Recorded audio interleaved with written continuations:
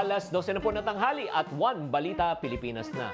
Sir Chinky, ano bang katangian ng tunay na iponaryo? Yes, mga ka-team iponaryo out there na nakikinig at nanonood. Ito po si Chinky Tan, ang inyong pambansang wealth coach.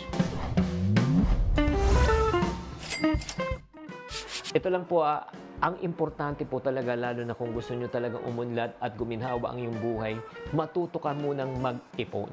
May umayaman ba sa pag-iipon? Ito, papaliwanag ko po sa inyo. Kasi sa pag-iipon, ang unang katangian na kailangan nyo po ay disiplina. Kung wala kang disiplina, hindi ka makakaipon, di ba? Kung parati mo nalang ginagastos ang iyong mga nga pinaghihirapang pera, di ba? Panay, napupunta na lang sa luho.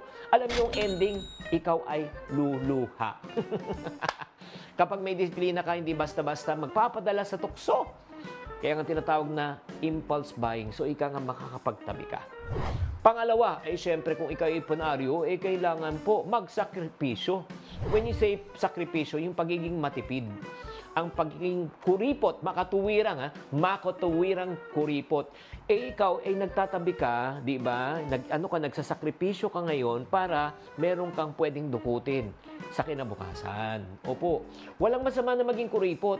Yung pagiging kuripot naman po ay para naman sa ating hinaharap. Di ba? Kaya nga ang paggastos po ng walang at talagang pag-iisip na naman po niyan, yan po ang magdadala po sa atin sa kapahamakan.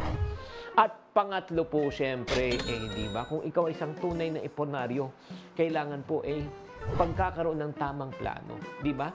Nung nagsiset ka ng tinatawag na goals, ng SMART goals. Okay, SMART. Ano yung SMART?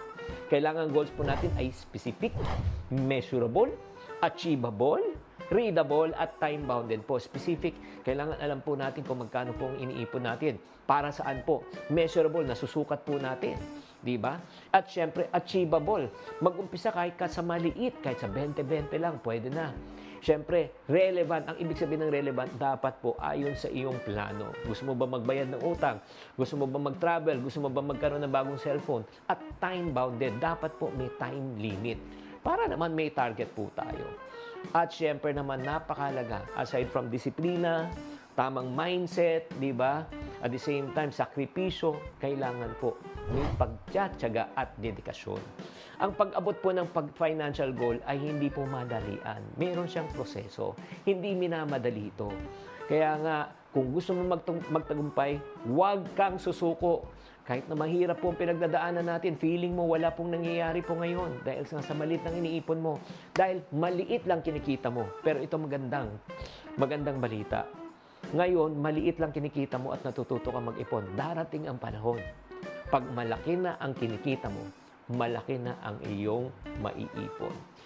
Sana naman nakatulong tong episode na ito. Ang pagiging isang iponaryo po ay hindi basta-basta tungkol lang sa pera. Kailangan magkaroon ng tamang mindset, tamang pag-uugali para ikaw ay guminhawa in the future. Sana naman nakatulong ulit ay tatandaan, tamang karunungan, tamang disiplina po ang susi sa pagyaman.